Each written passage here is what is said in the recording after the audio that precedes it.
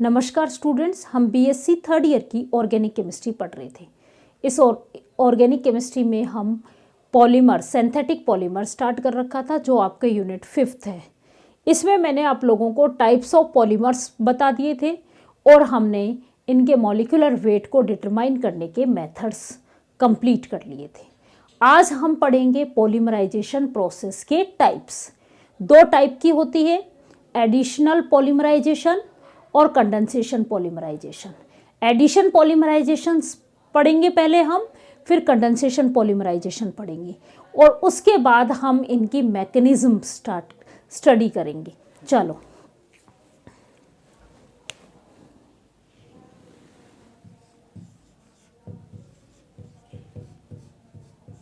Organic का part है ये, जो आपकी 5th यूनिट है।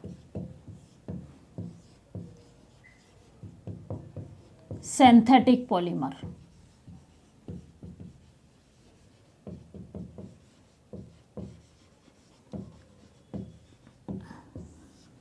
इसमें हम पढ़ेंगे टाइप्स ऑफ पॉलीमराइजेशन।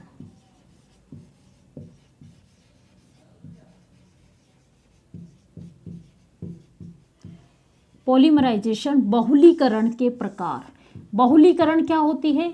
बहुलक बनाने की प्रोसेस, बहुलक बनाने की प्रक्रिया को हम क्या कहते हैं? बहुलीकरण। क्या? Process of formation of polymer. Polymer बनाने की प्रोसेस क्या कहलाती है? पॉलीमराइजेशन कहलाती है। पॉलीमर्स को बनाने की विधि क्या कहलाती है? बहुलीकरण कहलाती है। ये जो विधि है पॉलीमर्स बनाने की, हम दो प्रकार से पॉलीमर्स बना सकते हैं।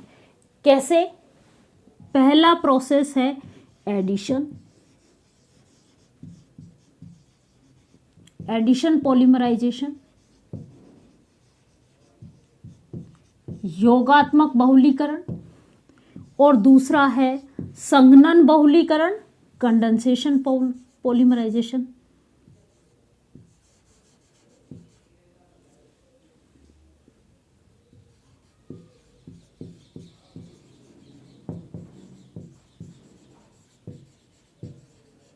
अब सबसे पहले हम बात कर रहे हैं एडिशनल पॉलीमराइजेशन की। एडिशनल पॉलीमराइजेशन में क्या होगा? सेम मॉलिक्यूल्स या डिफरेंट मॉलिक्यूल्स, अनसैचुरेटेड बॉन्ड जिसमें प्रेजेंट है, आपस में मिलके एक ऐड होते हुए क्या बनाते हैं? बहुलक का फॉर्मेशन करते हैं, पॉलीमर्स का फॉर्मेशन करते हैं। तो ये क्या कहलाती है? एडिशन पॉलीमराइजेशन कहलाती है। ये जो प्रोसेस है ये क्या कहलाएगी? एडिशन पॉलीमराइजेशन कहलाएगी। यहाँ पे पाई बॉन्ड ब्रेक होते हैं और दो सिग्मा बॉन्ड का फॉर्मेशन होता है। क्या कहा मैंने? एक पाई बॉन्ड ब्रेक हुआ और दो न्यू सिग्मा बॉन्ड्स में टूट गया। तो इस प्रोसेस को क्या कहा जाता है? एडिशन पॉलीमराइजेशन कहा जाता है। मॉलिक्यूल ऑफ सेम और डिफरेंट, कौन? अनसैचुरेटेड,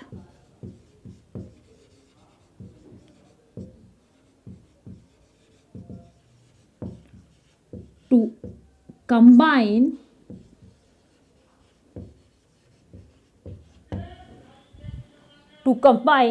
to form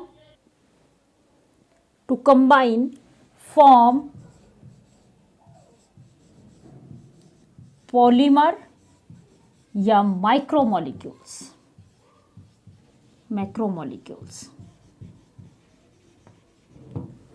ये प्रोसेस क्या कहलाएगी?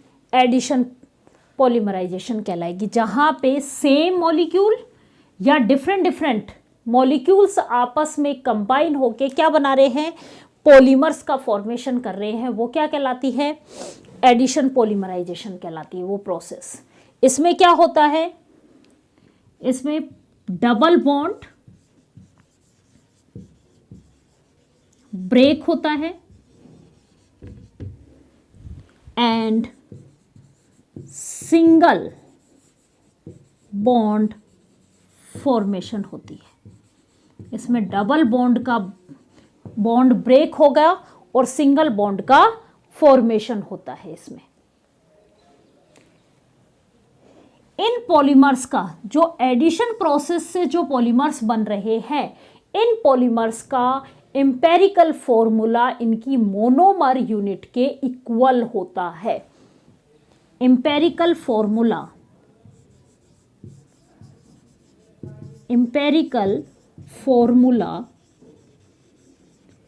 Of polymer is same as monomer unit.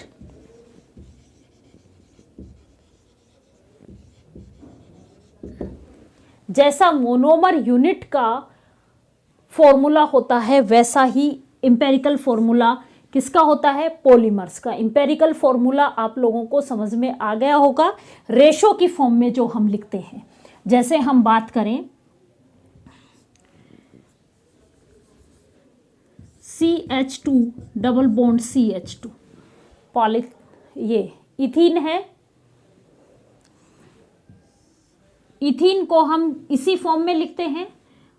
अगर इसका कोई पॉलीमर है जिसको हम पॉलीथीन कहते हैं, उसका एम्पेरिकल फॉर्मूला हम यही लिखते हैं। तो सेम लिखा आपने, यहाँ पे भी क्या लिखा? C2H4, और ये क्या है?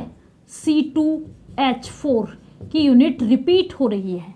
तो एम्पेरिकल फॉर्मूला मीन्स रेशो की फॉर्म में जो आप फॉर्मूला लिख रहे हो, ये इस मोनोमर यूनिट का फॉर्मूला भी आप C2H4 ही लिख रहे हो, और पॉलीमर्स का फॉर्मूला, एम्पेरिकल फॉर्मूला भी आप C2H4 ही लिख रहे हो। तो सेम एम्पेरिकल फॉर्मूला रहता है किसका? जो एडिशन पॉलीमराइजेशन प्रोसेस से जो पॉलीमर्स बनते हैं उनका, उनकी मोनोमर यूनिट के जैसा ही एम्पेरिकल फॉर्मूला होता है। इनका जो मॉलिक्यूलर वेट है वो अपने मोनोमर यूनिट के सिंपल मल्टीपल होता है। मैंने क्या कहा? Weight, molecular weight of polymer,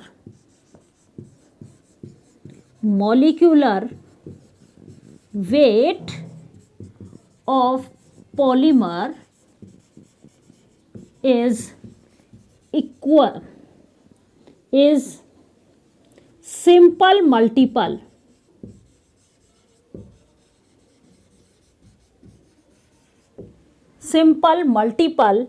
of monomer, simple multiple of monomer unit weight, monomer weight, unit weight। Clear? जैसे यहाँ पे मान लो इनका 12 + 2 14 दूनी 28, इसका 28 होता है। यदि ये इस तरीके की 10 यूनिट्स जुड़ी तो इसका वेट कितना होगा? 280। क्लियर? तो ये इसके क्या है? सिंपल मल्टीपल ही है। मोनोमर यूनिट का सिंपल मल्टीपल वेट होता है किसका? पॉलीमर्स का। कौन सी प्रोसेस से? यदि वो एडिशन पॉलीमराइजेशन होता है तो उसमें। जैसे पॉलीथीन, ये इसके एग्जाम्पल हैं।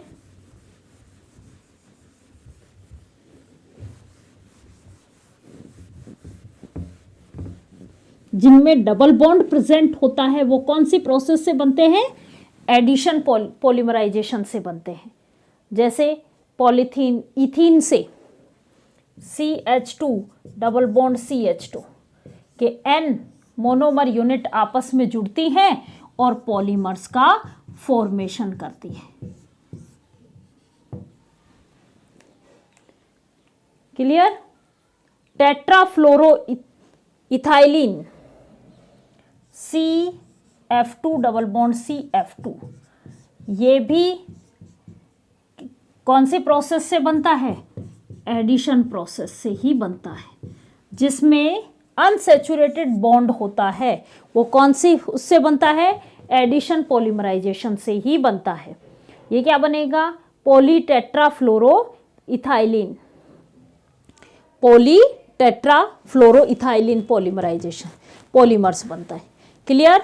एडिशन पॉलीमराइजेशन के बाद अब हम पढ़ते हैं कंडेंसेशन पॉलीमराइजेशन।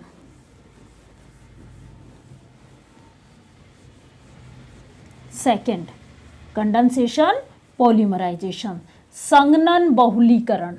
इसमें क्या होगा, जब मोनोमर यूनिट, जिन मोनोमर यूनिट में क्या हो, फंक्शनल ग्रुप प्रेजेंट होता है, वो मोनोमर यूनिट आपस में कंबाइन होके एक छोटा मॉलिक्यूल वहां से बाहर निकालती हैं। तो ये प्रोसेस क्या कहलाएगा, कंडेंसेशन पॉलीमराइजेशन कहलाएगा। कंडेंसेशन पॉलीमराइजेशन किन में होगा, कौन सी मोनोमर यूनिट में, जिनमें क्या हो, फंक्शनल ग्रुप प्रेजेंट हो, जैसे कार्बोक्सिलिक ग्रुप प्रेजेंट हो, इस तरीके की monomer unit, amide group present हो, अल्कोहल ग्रुप प्रेजेंट हो, तो ये क्या करती हैं, एक स्मॉल मॉलिक्यूल बाहर रिमूव कर देती हैं पॉलीमराइजेशन में। इसलिए ये कौन सी प्रोसेस कहलाती है, कंडेंसेशन पॉलीमराइजेशन कहलाती है। तो ये किन में होगा, those monomer unit which contain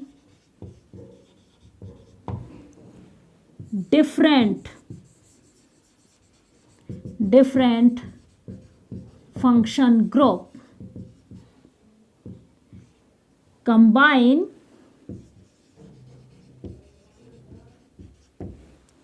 together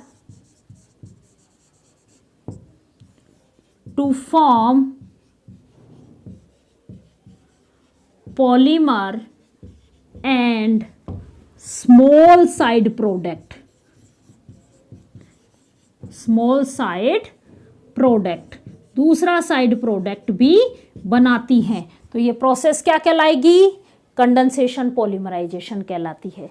जैसे हम बात करें कि जब हम कार्बोक्सिलिक एसिड की रिएक्शन किसी हाइड्रोक्सिल ग्रुप जिसमें प्रेजेंट है उसके साथ कराते हैं, hydroxyl means alcohol group, OH group present है, तो क्या होगा, वाटर मॉलिक्यूल बाहर रिमूव हो गया।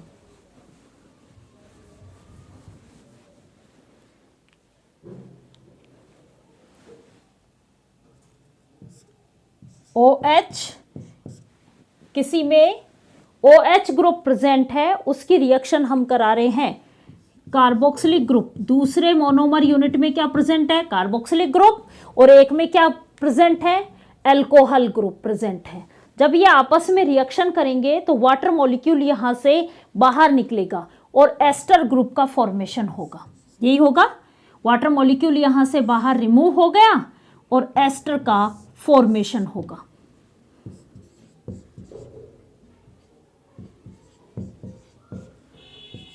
एस्टर ग्रुप का फॉर्मेशन हुआ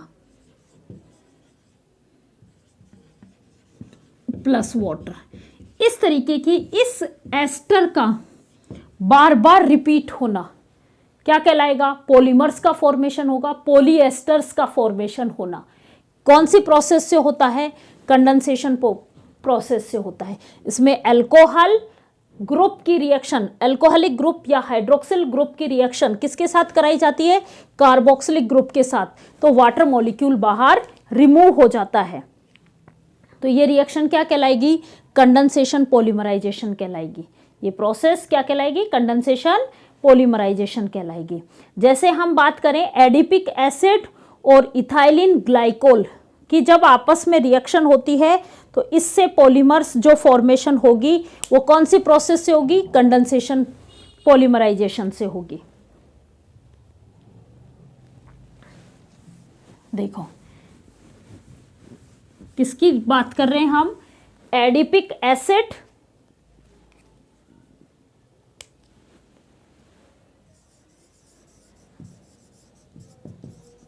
किसके साथ रिएक्ट करें, ग्लाइकोल के साथ।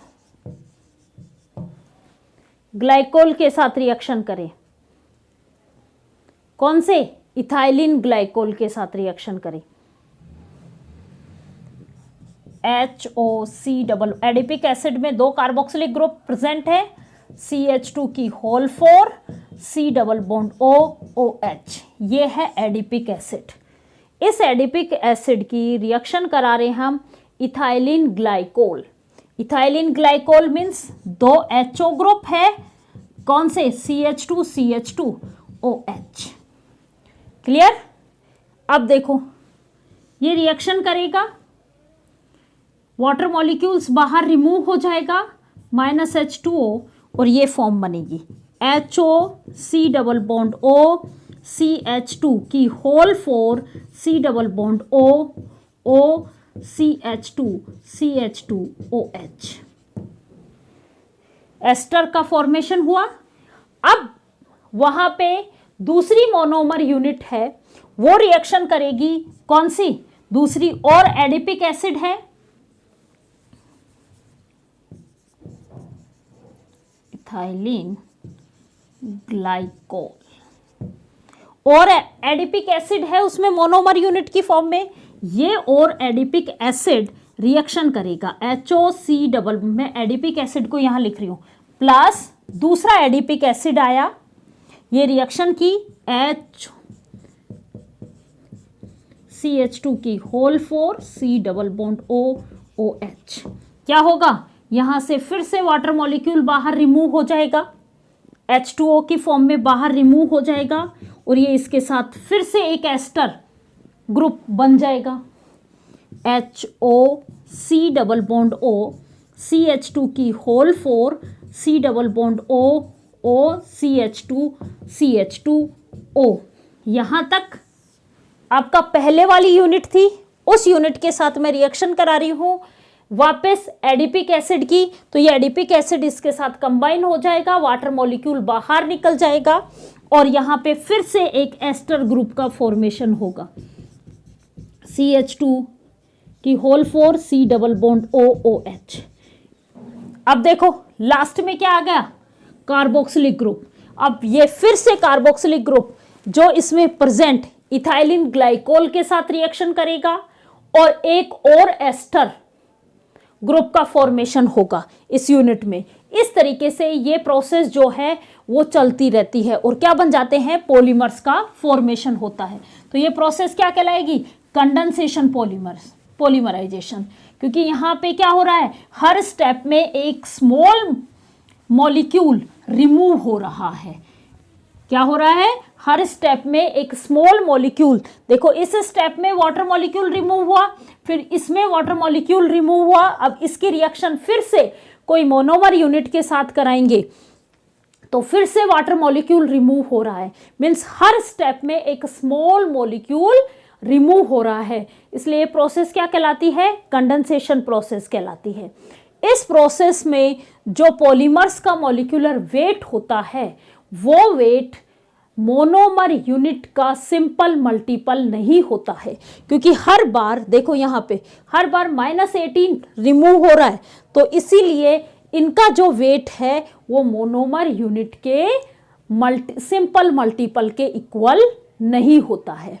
इसका एम्पेरिकल फॉर्मूला और मोनोमर यूनिट का एम्पेरिकल फॉर्मूला ये भी इक्वल नहीं होता है। क्लियर यहाँ तक, मीन्स प्रोसेस तो हमें समझ में आ गई, condensation process.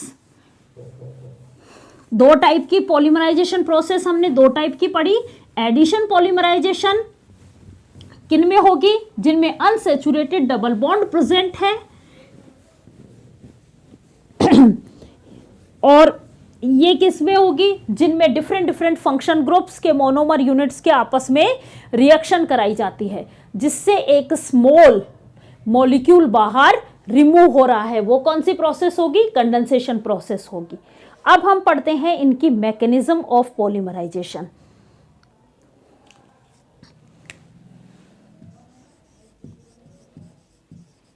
Mechanism of polymerisation.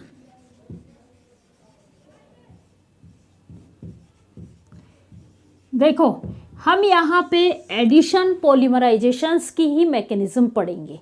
Addition polymerisation जो है वो दो मैकेनिज्म के थ्रू हो सकता है। कौन कौन सी दो मैकेनिज्म? कौन सी? फ्री रेडिकल मैकेनिज्म के थ्रू हो सकता है, फ्री रेडिकल मैकेनिज्म जिसमें क्या बनेगा, फ्री रेडिकल्स का फॉर्मेशन होगा, या आयनिक मैकेनिज्म हो सकती है। अब आयनिक मैकेनिज्म भी दो टाइप से हो सकती है, किसके थ्रू? कैटायन के थ्रू हो सकती है या एनायन के थ्रू हो सकती है, वो हम बाद में पढ़ेंगे। पहले हम फ्री रेडिकल मैकेनिज्म पढ़ेंगे। आयनिक मैकेनिज्म भी, कैटायनिक मैकेनिज्म या एनायनिक मैकेनिज्म, ये अगले वीडियो लेक्चर्स में पढ़ेंगे। अभी हम क्या पढ़ रहे हैं? फ्री रेडिकल मैकेनिज्म पढ़ रहे हैं। क्या पढ़ेंगे? Free radical mechanism. Free radical mechanism किसकी प्रेजेंस में होगी? या तो हीट की प्रेजेंस में होगी या लाइट की प्रेजेंस में होगी।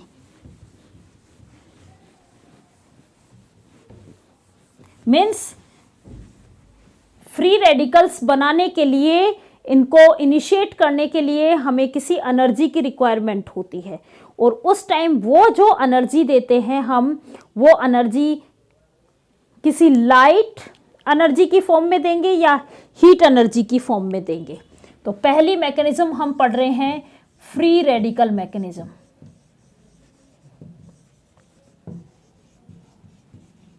फ्री रेडिकल मैकेनिज्म देखो, फ्री रेडिकल मैकेनिज्म में सबसे पहले हम फर्स्ट स्टेप में इनिशिएटर बनाते हैं, जो इस रिएक्शन को, इनिशिएटर्स क्या होते हैं? जो इस रिएक्शन को इनिशिएट करने वाले, शुरू करने वाले बनाते हैं। पहली स्टेप में क्या बनाया जाता है? इनिशिएटर।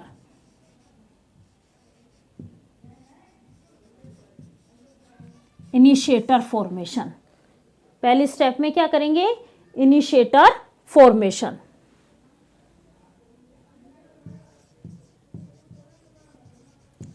इनिशिएटर फॉर्मेशन, इनिशिएटर का जो फॉर्मेशन होता है वो किसके थ्रू होगा? या तो हीट एनर्जी के थ्रू होगा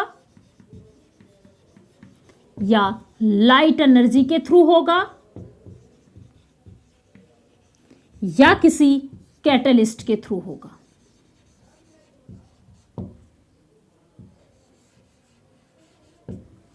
clear?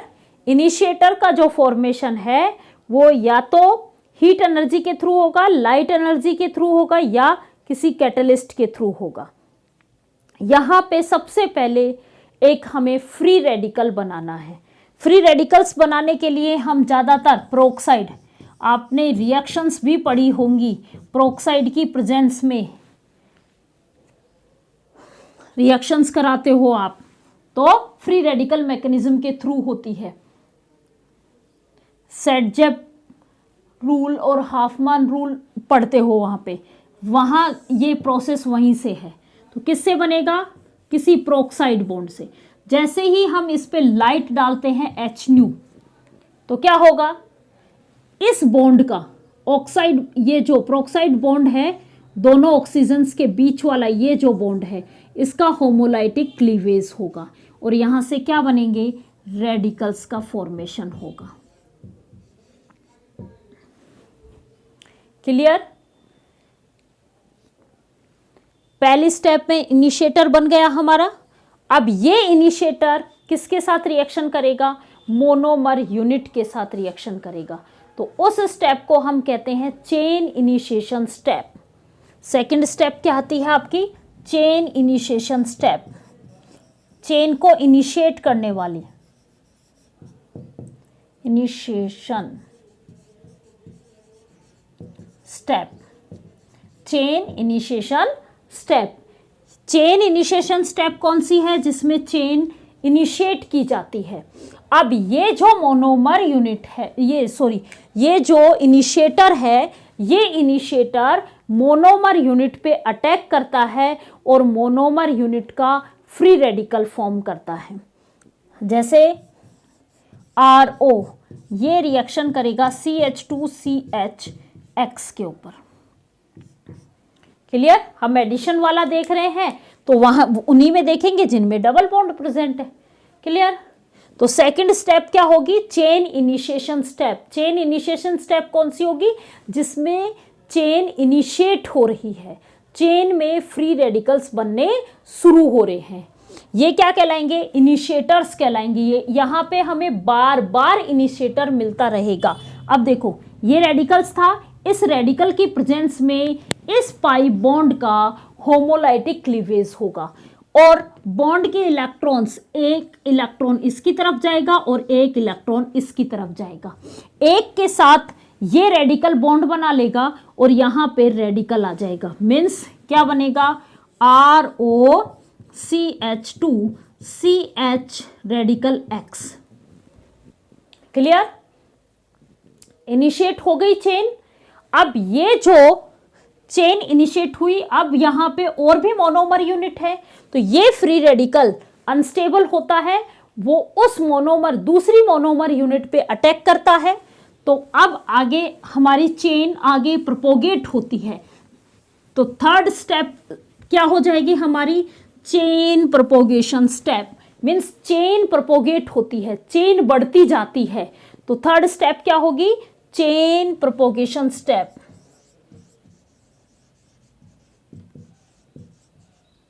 Chain propagation step. Chain propagation step में क्या होगा? चेन बढ़ती जाएगी।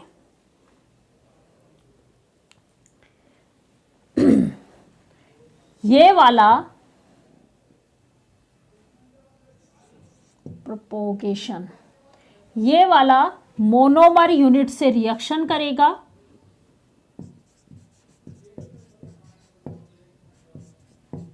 ये हमारी मोनोमर यूनिट थी।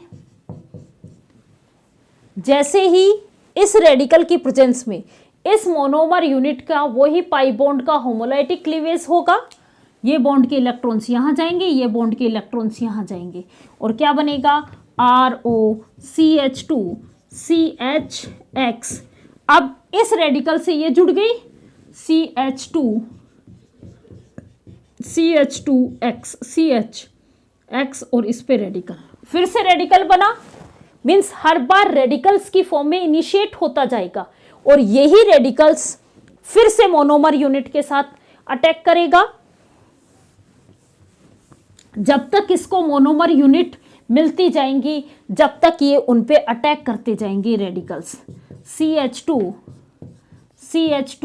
CHX CH2 CHX, ये रेडिकल है, इसकी रिएक्शन करा रहे हैं हम CH2 डबल बॉन्ड CHX के साथ। इस रेडिकल की फॉर्म में फिर से इसका होमोलाइटिक क्लीवेज होगा, ये इसके साथ जुड़ता चला जाएगा और ये प्रोसेस क्या कहलाएंगी? यहाँ चेन बढ़ रही है, इसलिए ये स्टेप्स क्या कहलाएंगी? Chain propagation step. यहाँ पे चेन बढ़ती जा रही है। इस तरीके की यूनिट हमें बार बार रिपीट होती जाएंगी जब तक मोनोमर यूनिट रहेंगी। क्लियर? अब मोनोमर यूनिट जब सारी की सारी फिनिश हो जाती हैं, उसके बाद रिएक्शन स्टॉप होगी। रिएक्शन स्टॉप होगी तो अगली स्टेप होती है चेन टर्मिनेशन स्टेप, जहां पे चेन टर्मिनेट होती है। क्लियर? चेन टर्मिनेशन स्टेप से पहले मैं आपको एक बात और बता देती हूँ। चेन प्रोपोगेशन स्टेप जो है वो 4 टाइप से बढ़ सकती है। अब देखो, हमने इसको ये लिया CH2, ये आपकी मोनोमर यूनिट है। ये मोनोमर यूनिट आपके 4 टाइप से जुड़ सकती है आपस में। इस मोनोमर यूनिट का ये पोर्शन हमने यदि हेड माना है तो ये पोर्शन क्या होगा? इसका टेल होगा। क्लियर? अब ये आपस में 4 टाइप से जुड़ सकती हैं। कैसे जुड़ सकती हैं? टेल टू हेड, ये भी एडिशन हो सकता है। चेन प्रोपोगेशन स्टेप 4 टाइप से ऐड हो सकती हैं, 4 टाइप से जुड़ सकती हैं। मैंने आपको अभी बताया ये वाला पोर्शन जो है वो हेड कहलाएगा और ये वाला पोर्शन टेल कहलाएगा। तो 4 टाइप से कैसे एडिशन हो सकता है यहाँ पे। पहला, टेल टू हेड, टेल के साथ कौन जुड़े, हेड। टेल क्या था आपका, CH2 CHX, ये वाला। ये किससे जुड़े, कौन सी, हेड वाली मोनोमर यूनिट। हेड क्या है, CH2 double bond CHX।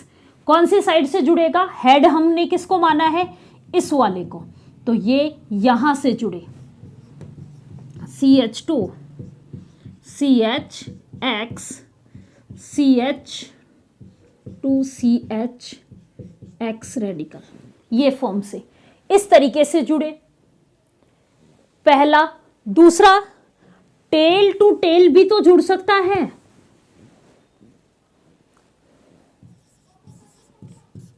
Tell to tell addition हो। टेल टू टेल का मतलब क्या है, CH2 CHX, ये टेल है, ये आई मोनोमर यूनिट, इसका ये हेड माना था हमने जो CH2 टाइप वाला था, और ये टेल माना था, तो टेल की तरफ से जुड़ेगा, मीन्स ये इसके साथ जुड़ेगा, CH2 CHX, क्या जुड़ रहा है, CHX। इस CHX के साथ क्या एडिशन करूंगी मैं, CHX का, क्लियर, CH2 रेडिकल बना। 2 टाइप समझ में आई, एक में टेल टू हेड जोड़ा, एक में टेल टू टेल जोड़ा। तीसरा टाइप, हेड टू हेड भी तो एडिशन हो सकता है, तो तीसरा है head to head addition. Head to head, head कौन से साइड का है, CH2 साइड का, तो यहां रेडिकल्स भी क्या बन रहा होगा, CHX CH2 रेडिकल्स, ये इस तरीके से रेडिकल बना होगा। इसके साथ क्या जोड़ेंगे हम, CH2 डबल बॉन्ड CHX, ये हेड है, ये हेड है, इन दोनों का आपस में एडिशन,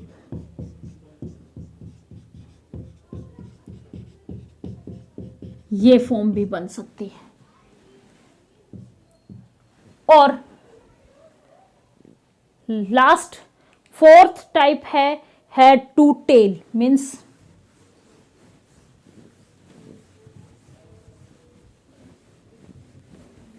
ये पॉसिबिलिटीज है एडिशन होने की, चेन प्रोपोगेशन में एडिशन होने की पॉसिबिलिटी है। Head to tail, CHX CH2 radicals, इससे CH2 डबल बॉन्ड CHX, ये मोनोमर यूनिट है, ये इसकी टेल है, तो ये वाला पोर्शन यहां जुड़ेगा, ये इसका हेड था, हेड से टेल जुड़ रहा है, क्या होगा, CHX CH2 CHX CH2 radicals आगे जुड़ते जाएंगे। इस 4 टाइप से चेन प्रोपोगेशन में एडिशन हो सकता है। पहली स्टेप, इनिशिएटर बना, इनिशिएटर किसकी प्रेजेंस में बनेगा, लाइट की प्रेजेंस में होमोलाइटिक क्लीवेज होगा, क्लियर, रेडिकल्स बनेंगे, ये फ्री रेडिकल अनस्टेबल होगा और ये मोनोमर यूनिट पे अटैक करेगा, तो वो दूसरी स्टेप हमने क्या बोली, चेन इनिशिएशन स्टेप, चेन बनने की स्टेप, चेन इनिशिएट होने की स्टेप, वहां से मोनोमर के रेडिकल्स बनने शुरू हो जाते हैं, क्लियर। तीसरी स्टेप, चेन बढ़ाने वाली, चेन प्रोपोगेशन स्टेप, जहां पे मोनोमर यूनिट्स के फ्री रेडिकल्स आपस में जुड़ते हुए एक लंबा फ्री रेडिकल बनाते हुए चले जाएं, चेन का लंबा फॉर्मेशन होता जाए जब तक उसको मोनोमर यूनिट मिलती रहे। अब ये जो चेन प्रोपोगेशन हो रहा है ये 4 टाइप से हो सकता है हेड टू हेड मिले, हो सकता है हेड टू टेल मिले, हो सकता है टेल टू टेल मिले, और हो सकता है टेल टू हेड मिले। इस तरीके से 4 टाइप से इनका एडिशन पॉसिबल है, किसमें, चेन प्रोपोगेशन स्टेप में। फिर उसके बाद अब जुड़ गए, सारी मोनोमर यूनिट आ गई, तो उसके बाद आता है चेन टर्मिनेशन स्टेप कि अब रिएक्शन स्टॉप हो जाए, chain termination step, chain terminate हो जाए। जो ये फ्री रेडिकल बना है, अब ये फ्री रेडिकल स्टेबल बॉन्ड बना ले।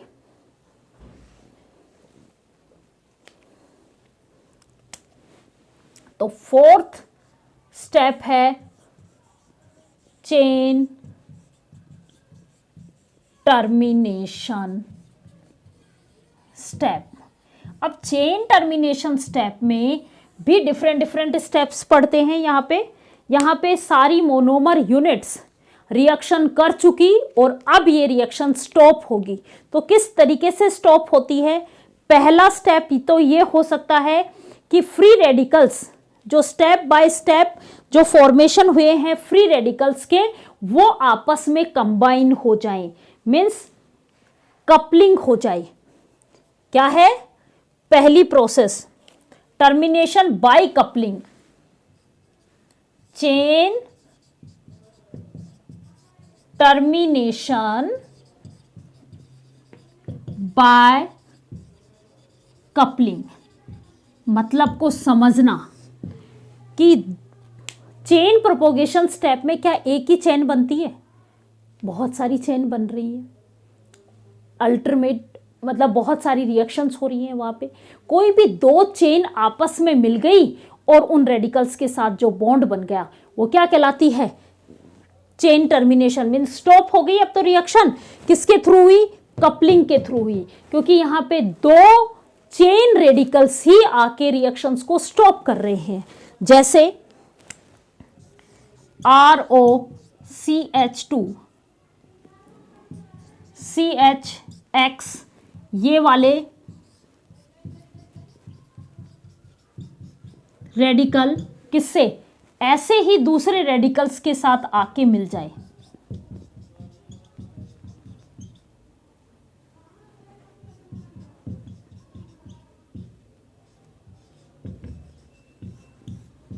इससे आके मिल जाए ये रेडिकल और ये रेडिकल्स के बीच में बॉन्ड बन जाए, तो ये तो क्या कहलाएगा? कपलिंग के थ्रू टर्मिनेट हो रही है।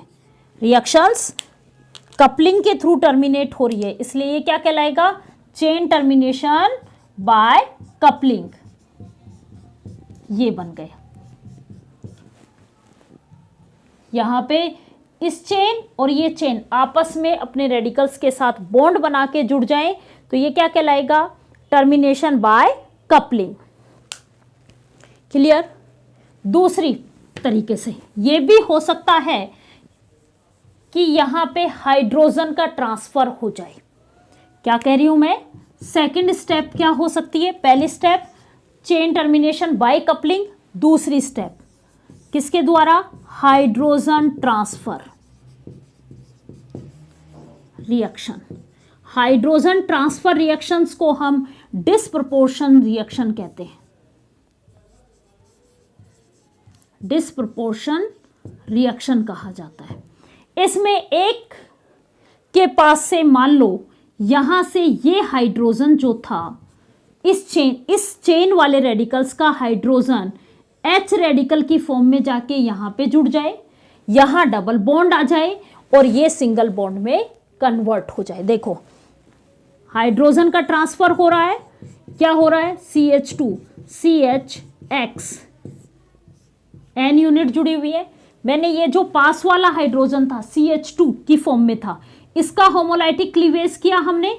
इसका होमोलाइटिक क्लीवेज किया तो एक इलेक्ट्रॉन इसके पास जाएगा, एक इलेक्ट्रॉन इसके पास जाएगा। ये H रेडिकल इस चेन पे जाके जुड़ेगा और ये रेडिकल और इस रेडिकल के बीच में क्या बन जाएगा? डबल बॉन्ड का फॉर्मेशन हो जाएगा। तो ये रिएक्शंस स्टॉप हो जाएगी और ये क्या कहलाएगा? इससे रिएक्शन स्टॉप हो रही है तो ये क्या कहलाएगा? डिस्प्रपोर्शन रिएक्शन कहलाएगी। क्या कहलाएगी? डिस्प्रपोर्शन रिएक्शन कहलाएगी। क्लियर? तीसरे टाइप क्या हो सकती है? चेन का ट्रांसफर होना। चेन ट्रांसफर कब होती है? जब हम इसमें कोई एक स्पेशल सब्सटेंस डाल दें, तो क्या होगा, ये रिएक्शन तो स्टॉप हो जाएगी और कोई दूसरी चेन स्टार्ट हो जाएगी। चेन ट्रांसफर मीन्स एक चेन से दूसरी चेन पे ट्रांसफर होना। तो वो कब होगा, जब हम उसमें कोई दूसरा ऐसा सब्सटेंस डालें जिसमें भी फ्री रेडिकल्स रिएक्शंस हो रही हो। तो वो क्या करेगा, पहले वाली रिएक्शंस को तो स्टॉप कर देगा और दूसरी चेन स्टार्ट हो जाएगी। तो तीसरी टाइप की जो प्रोसेस है चेन टर्मिनेशन स्टेप, वो है चेन ट्रांसफर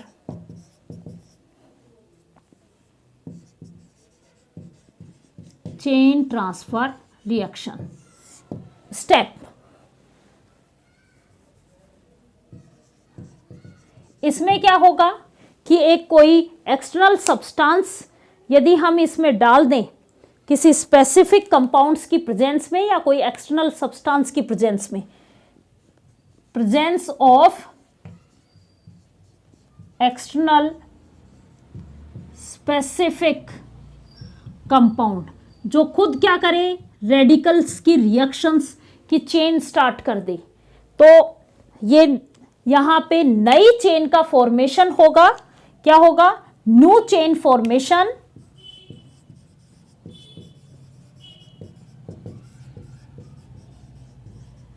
और old chain stop, old chain reaction stop, और पुरानी चेन रिएक्शन क्या हो जाएगी, स्टॉप हो जाएगी। यहां पे चेन ट्रांसफर स्टेप ये उन रिएक्शंस में आती है जहां पे हम कोई बाहर से एक्सटर्नल कोई स्पेसिफिक कंपाउंड्स डाल दिया, तो ये कंपाउंड पहले वाली रिएक्शंस को तो स्टॉप कर देगा और खुद की चेन रिएक्शंस स्टार्ट कर देगा। जैसे हम बात करें कि जब हम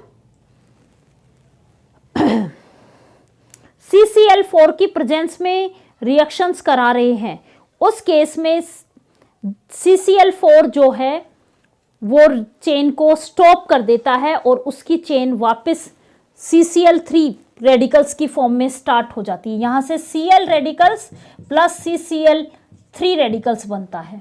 अब ये रेडिकल तो पहले वाली पुरानी रिएक्शंस को स्टॉप कर देगा और CCl3 की चेन रिएक्शन स्टार्ट हो जाती है। Chain reaction, new chain reaction start हो जाती है। क्लियर। फोर्थ पॉइंट, कोई इनिबिटर डाल दिया जाए।